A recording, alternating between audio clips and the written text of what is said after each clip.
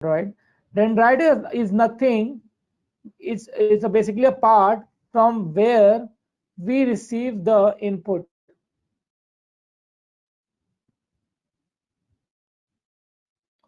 So dendrite accepts the input from the other neuron, we can say. Like suppose here is one other neuron connected. So from here, this dendrite is connected to one neuron and which receives the input from the other neuron.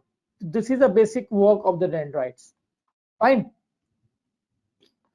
Then nucleus. This is a cell body. Now what is the work of nucleus? Nucleus is nothing. Basically, the role of nucleus is to decide, to process the input and decides the output, that what the output will be as according to the input. So this is the basic role of nucleus. It decides what output should be there according to our input received. Okay. Then there is an axon, this one, this yellow part, this one, this is axon. Through axon, our input is sent to this terminal, to here. So axon, we can say axon carries the input from here to this terminal. That's the input. Nucleus processes the input and decides the output, that what output will be. Then this input will be carried through the axon. This axon basically carries the input and it is transferred to this terminal. And this axon terminal, here we have the other neurons connected. So this is how basically our input has been transferred from one neuron to other neuron. Yeah. So artificial neuron. Now, what is the basic role? What is basic working about the artificial neuron? This thing you have to understand. So these are the number of inputs, the x1, x2 till xn. Suppose we have n number of input. Okay. Now these all n number of inputs are associated with some weight. All the inputs are associated with some weight. I will discuss about the weight after some time. Just wait for some time. So all the inputs are associated with some weight. All the individual inputs are having some weightage. Okay, or we can call it as a weight. Okay. After this, what happens? There is one processing element, and what this processing element does basically is basically sums all the input and weight. So basically, here we are summing the value of x into w. That means x is the input and w is the corresponding weight of that input. Fine. So we are multiplying the all the input with their corresponding weight, and then we are summing all the values. So this is the processing element that it does. Fine. So what do we do basically? First of all, we are giving input, then we are providing some corresponding output to each input. Then after this, we are multiplying all the inputs with their corresponding output, and then making the summation of all the inputs. This will decide the output that we will get. Fine. After deciding the output, we get the outputs. Now, if the outputs we are getting is not good accuracy, we apply back propagation. So back propagation we will discuss. Back propagation nothing. What we do, we take a derivative of the transfer function and we again apply the whole process till we get the good output. Fine. So this is the basic working of the artificial neuron, that we are providing n number of inputs with corresponding weights, summation of the corresponding weights and the input. Then we are passing that value to the transfer function.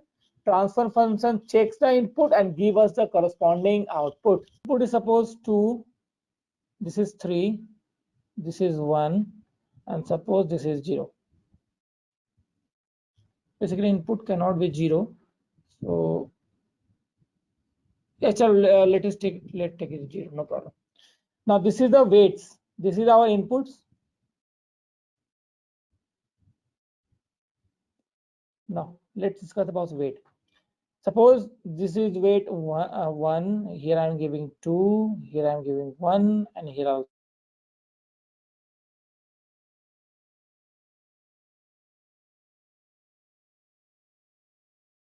Again, audio gone.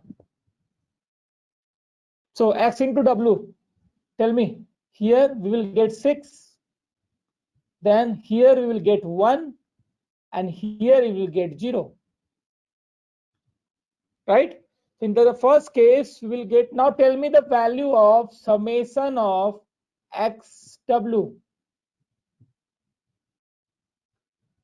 0 to n,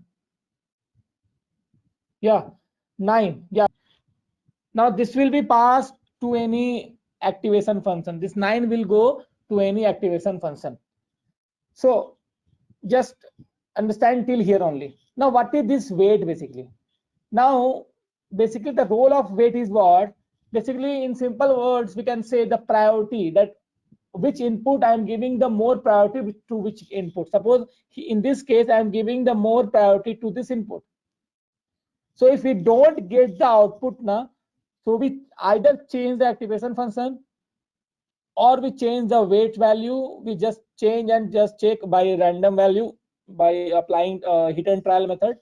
We just check change the weight value and just check the output. And the other one, we change the bias value. We can change the bias value also. Now what is this bias value? Bias value is what? Suppose there is a situation where we have this input, fine, but all the weights I have assigned is 0, suppose. So in this case, we will get the summation as what? 0, right? But input should never be 0 basically.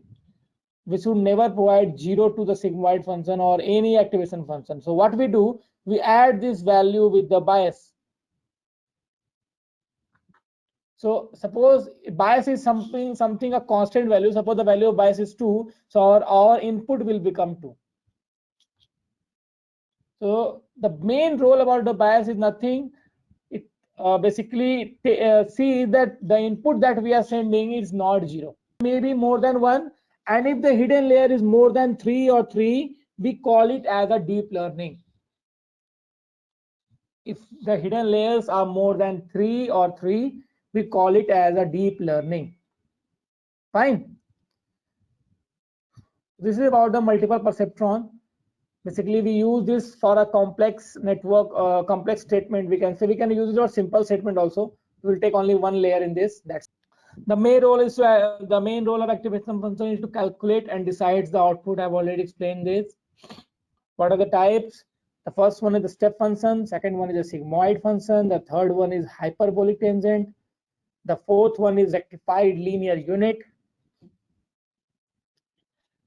So, and one more is there, softmax. Softmax, I will discuss about this. What is this softmax?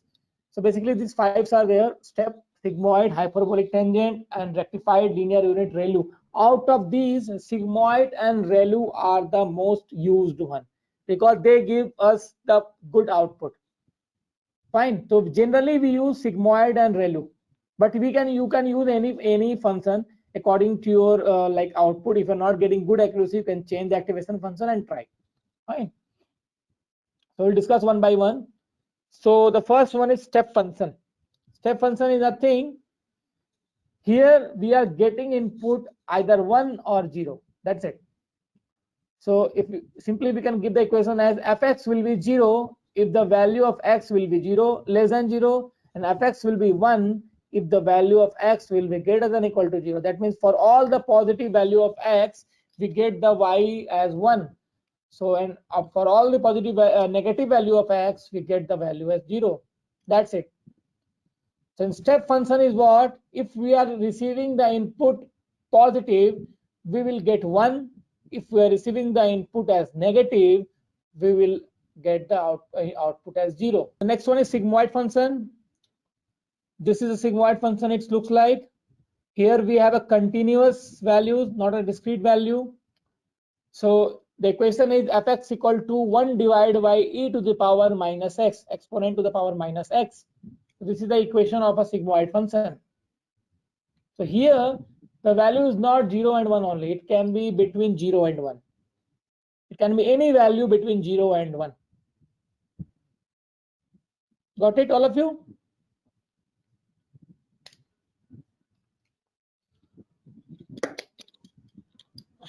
Okay.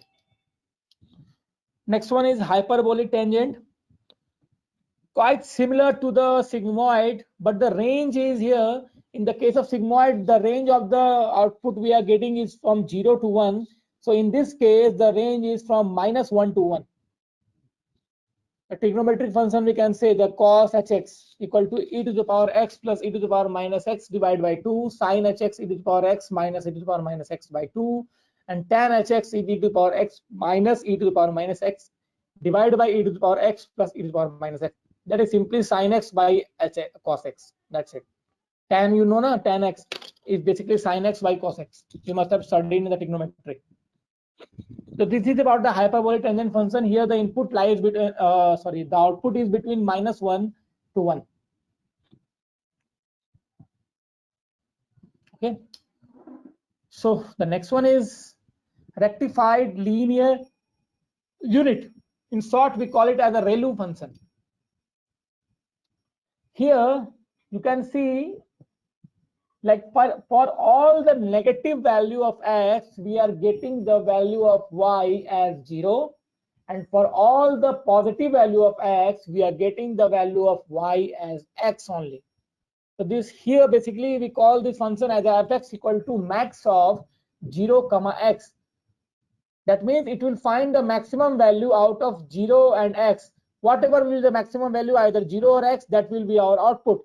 So for all the negative value of x, always 0 will be greater, right? So in that case, we will get 0. And for all the positive value of x, we will simply get the value of x only. So this is about the rectified linear unit function. So what will be the value of y in case of 3? X equal to 3. So whatever the value of x will be, we will get the same output. Fine. But in case of negative, it will be 0 always. So this was all about the activation functions. Now the cost function, or we can call it as a loss function. We can call it as an error function. You can call it anyway. Okay. Cost function, error function, loss function. It calculates the distance between actual values and the predicted value. Nothing. How do we calculate error? Basically, we take the difference of actual value and the predicted value. That's why that's how we calculate the basically error. So the cost function is defined like this: summation of y minus a whole square divided by n. That means we are basically taking the mean. Nothing. They're taking the mean of all. Fine. So where I is our y is our actual value and a is our predicted value. Now, in some case, there is some drawback, like it slows down the neural network. So in that case, if you're not getting good accuracy, you can use cross entropy. So most of the time we use cross entropy only. Now, what is the cross entropy? It reduces the cost function and increases the learning of the neural network. Now this is basically the cross entropy. -1 divided by n multiplied by summation of I equal to 0 to n y into log of a plus 1 minus y into log of 1 minus a, where y is our actual value and a is our predicted value. This is the equation of the cross entropy. So if we apply cross entropy, basically we apply this equation only. Fine. Now the gradient descent, it is an optimization algorithm for finding the minimum value of a function to reduce cost. Now what is this? This is very important, just understand this.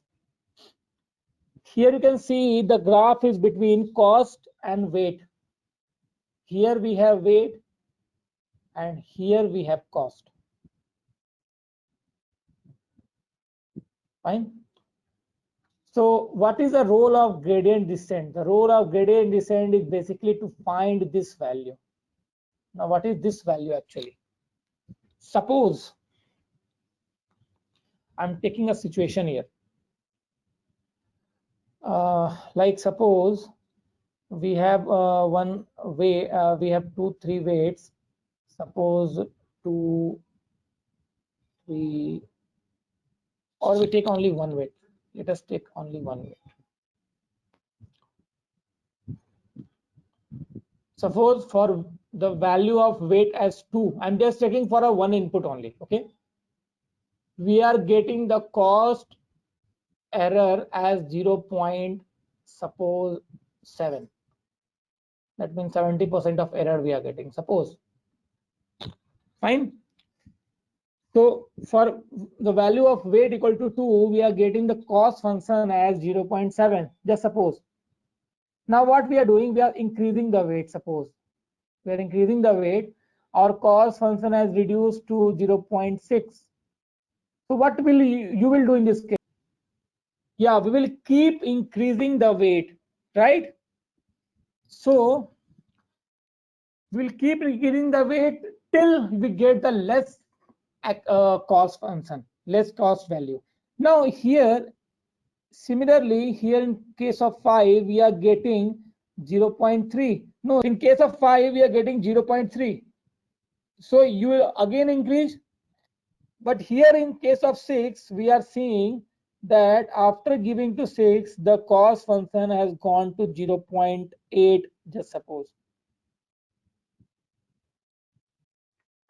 What you will do in this case? You will stop here only? Tell me, all of you. You will stop here only? Or we can say we can apply some decimal value also, 5.5 or 5.2, and we test it.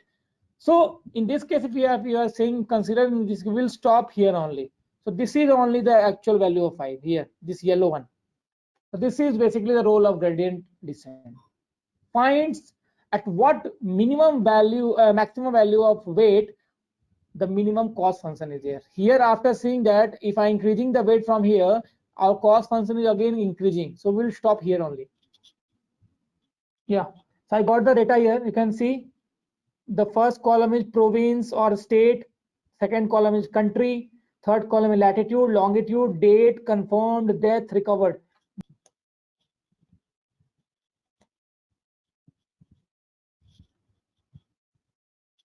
So we will first of all we will import some library.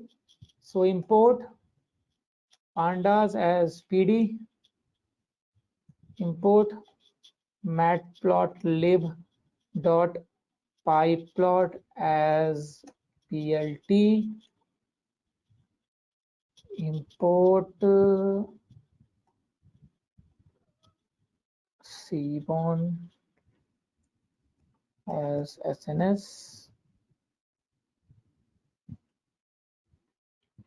Okay, import plotly,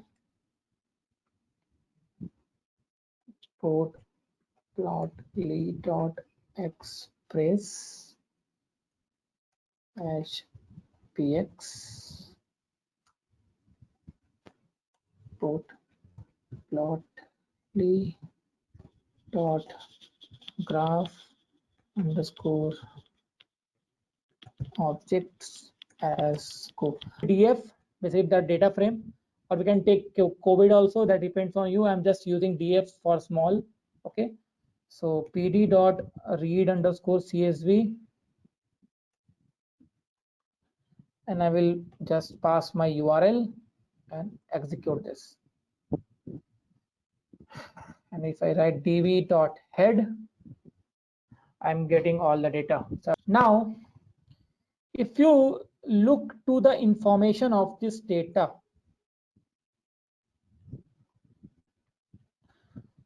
so here we can see that in the state column we are having null value.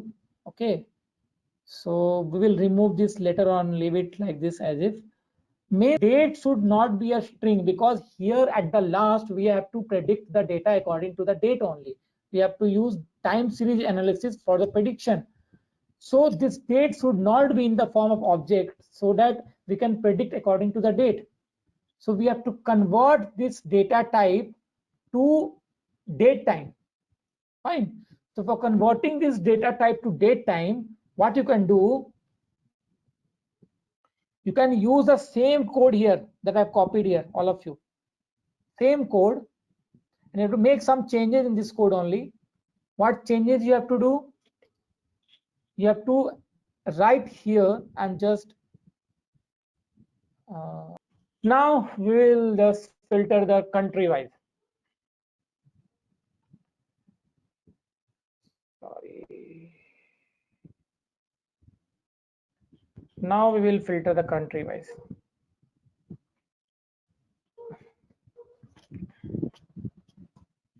Like making some data frames of some countries. So let us suppose we will take 2 or 3 countries, okay, and we will filter out the countries, okay.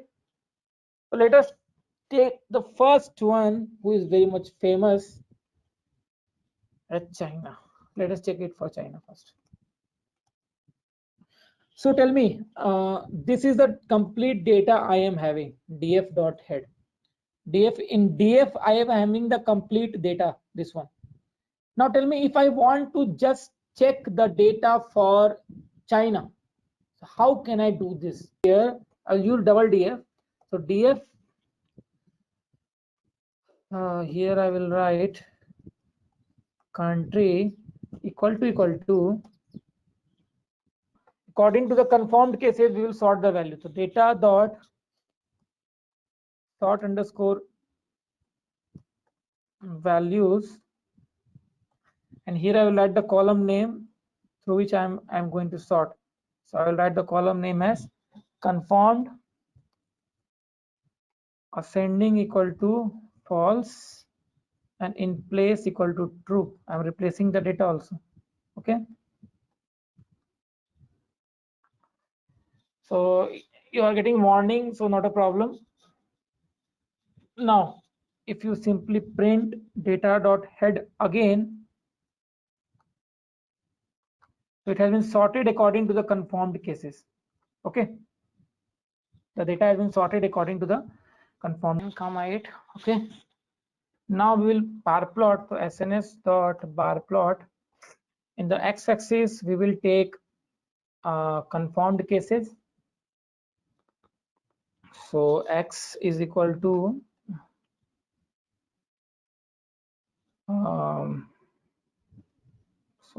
data of conformed.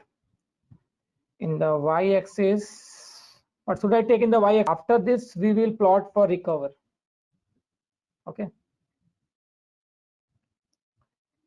So here I will write state for conformed, and just taking this label is equal to total conformed cases. Okay, and the color we are giving it as red color we are using. Okay, same thing we will do it for what?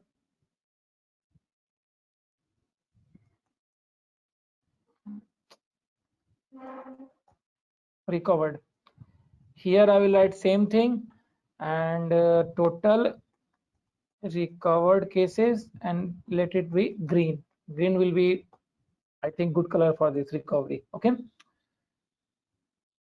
Now simply plt dot. I'm not using X label, Y label. You can give if you want. Okay. So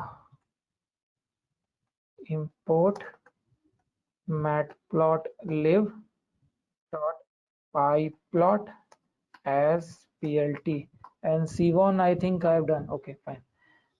So now if I execute this, matplot pyplot.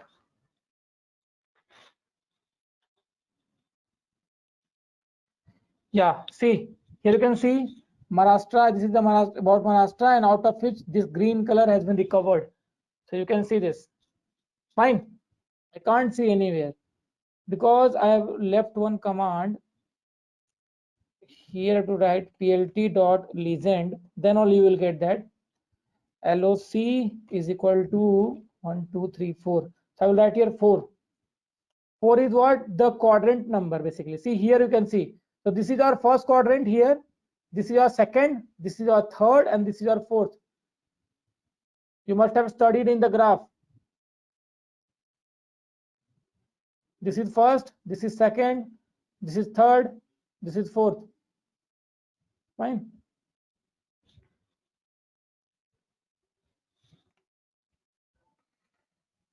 So here you can see, you can get the level here.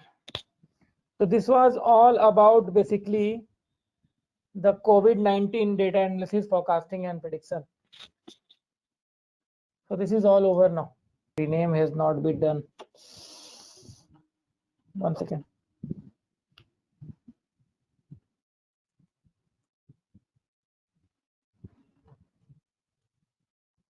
Yeah, now I will come back.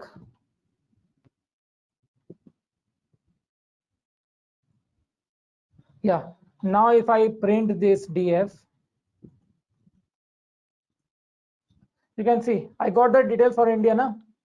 Now if I apply the same code now, if I execute all the codes again, so I will get the data for India. That's it.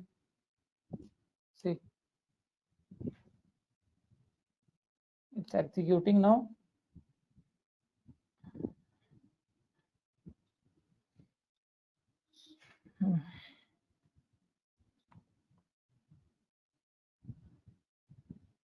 See, so this is the graph for India. See,